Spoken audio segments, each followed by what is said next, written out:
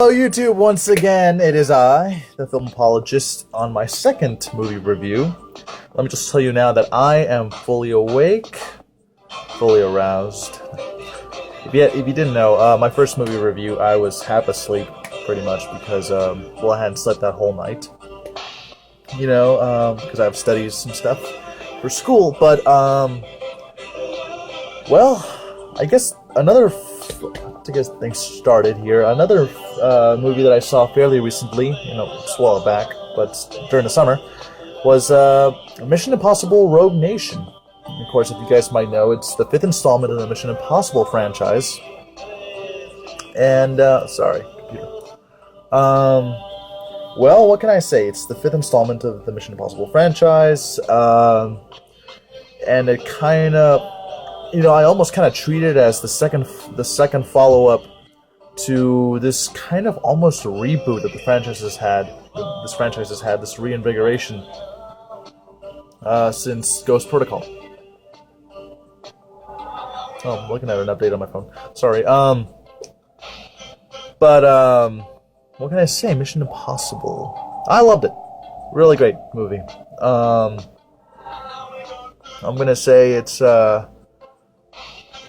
I'd say it's probably my favorite out of the whole franchise. And I was raised on this movie franchise, and I loved all of them, including the second one, which I'm conscious that not everybody enjoys it, and even I can't deny that there are a lot of glaring problems, at least compared to the whole franchise as a whole with that movie. But I think there's a lot of justifiable, redeeming value to that movie.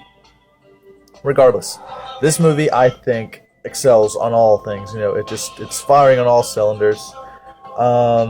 Heck, it even kind of gave me this. It kind of had this homage to Hitchcock a little bit with how they treated the element of the girl agent, the woman. I forgot her name because I'm not really looking at any stats or information on it right now. But it's funny that I acknowledge that there's a little bit of Hitchcockian detail to that into the movie that kind of adds to the mystery that was trying to occur in the plot of Mission Impossible Rogue Nation.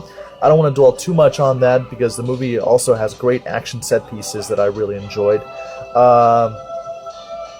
But that detail of adding a little bit of Alfred Hitchcock to the movie, it's funny because Mission Impossible 2's plot was very similar, in fact, almost, word for word, verbatim, the script of Notorious, another film by Hitchcock, where two spies fall in love pretty much as they're trying to complete a mission, pretty much. But in this movie, I like the element, actually, in this movie, to kind of segue into, is that there was no real romantic element in Mission Impossible 5. It just kind of felt like a great partnership, throughout the movie, as Ethan and this femme fatale were trying to pretty much figure out who the syndicate was and how is it running, and who's behind it all. At the same time, you never really felt like you could trust that girl, or at least you think, there's something's going on with her, and you don't know if she's with the IMF or against the IMF. And then even as some details reveal themselves about her, you still are on edge about her. But, at the end you can kind of tell she was going to be more of a friend than a foe. I feel like I'm just rambling. But, just to have it on record, I really enjoyed the movie. I think it was the best one yet. I'd probably give it a solid 9 out of 10. But, the action set pieces in this movie, I enjoyed a lot more than Ghost Protocol. I mean, I love the whole Burj Khalifa scene and the sandstorm scene and all that stuff from Ghost Protocol. I love the movie. I love the previous movie because of Ghost Protocol, because it focused a lot more on the team element and it wasn't just a Tom Cruise fest. This one kind of leaned a little more towards a Tom Cruise fest, but at least I felt the action set pieces worked a lot better in how I didn't feel like they were just trying to feed me a plot and then only to lead up to an action set piece, because that's kind of how I felt about Ghost Protocol, is that despite the intrigue of having to see this team work together, and that was the main emphasis. Not really the antagonist or what they're up against, but really that they have to overcome odds together as a team. That was what was really cool about Ghost Protocol. But it always felt like everything was just kind of going along with the motions of the plot in order to get to these cool action set pieces, and you could tell like that's what made them memorable. But I thought maybe it could have been a slightly more maybe subtle or a little more tightly knit. And I'm not saying this movie's tightly knit either. I'm just saying that it's been mentioned that maybe the plot of this movie was kind of just to focus on those action set pieces, and the story just kind of grows around it. It's sprinkled around it in order to have an excuse as to why these impossible things are happening. That's kind of what I liked about this movie, is that it just kind of made me lose myself in the action and everything. That I didn't really have to think about it so much, I guess, or yeah, I didn't have to think so hard in this movie. But at the same time, there was a lot of intrigue with what the actual plot was giving me.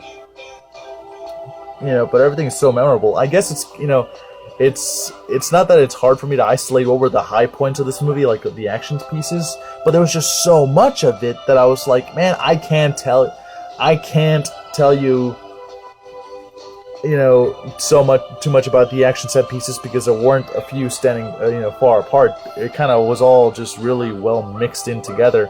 The whole movie was pretty much an action set piece. Not like Mad Max Fury Road or anything, but still, it stood out to me as a great Mission Impossible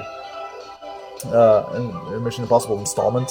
And it was kind of cool how they've been promoting that airplane scene with Tom Cruise latched onto the side of it throughout the commercials and the advertisements and the posters and all that stuff. And yet that was the first scene of the movie. I thought that was pretty cool. By the way, if that was a spoiler to anybody, I'm sorry, but come on, it happens in the first 5 minutes, so even then it's going to happen fast. And furious. Yeah? Oh. But yeah, I guess speaking of which, all these movies now seem to be built upon creating great action sequences and having the story kind of build around it. That's how I feel a lot of the summer movies played out this summer. Even with Avengers: Age of Ultron and Fast and Furious 7. And Mission Impossible, I don't think was that much of an exception, but there was a lot of charm and style to it. If anything, yeah, this movie was more style over substance. And I guess if I have to justify why I like this better than Ghost Protocol, I guess it's because I didn't feel that great of an amount of style to Ghost Protocol. I mean, it had style. It was just, I felt this one had more. It was just more,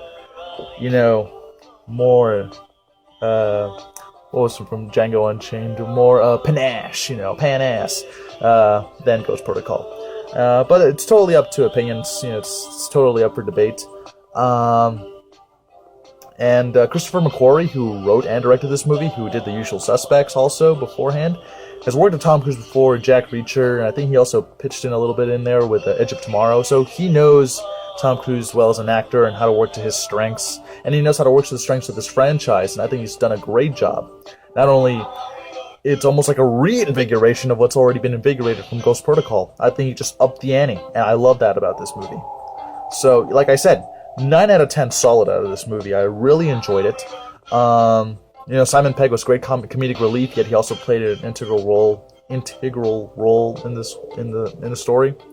So they gave him stuff to do, which is not much I can say about Jeremy Renner. I felt like he was just thrown in there because he was in the last movie, and kind of goes the same way with Ving Rhames. But still, I think they had a great, enjoyable segment, going on there in the middle of the movie, and. But I really recommend just watching it, and definitely it's one of those movies that I can watch again and again. And maybe one day I'll get into what I liked or disliked about the other Mission Impossible movies. But until then, I hope this was a sufficient review. Go check out that movie whenever you can. Anyway, guys, hopefully if you watch this movie and if you watch this video, comment, subscribe, and let me know what you think of all this. Okay, bye.